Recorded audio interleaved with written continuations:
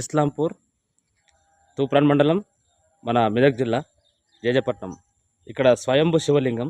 ఇక్కడ స్వయంగా రాముడు చేసినట్టు శివలింగం విరగడం జరిగింది. ఇక్కడ సైడ్కు అమ్మవారు ఉంటుంది, ఇక్కడ సైడ్కు మన గణేశుడు ఉంటాడు, హనుమంతుడు ఉంటాడు, ఇక్కడ రాములవారి లక్ష్మణుడు ఉంటాడు. ఇవన్నీ మీకు స్వయంగా చూపించడం జరుగుతుంది. అక్కడ నందికొండ మీరు చూడగలరు. సేమ్ నందిలాగానే ఉంటుంది అన్నమాట నందికొండ. అదే కనిపించేది నందికొండ అన్నమాట. ఇక్కడ విశేషమైనది అన్నమాట.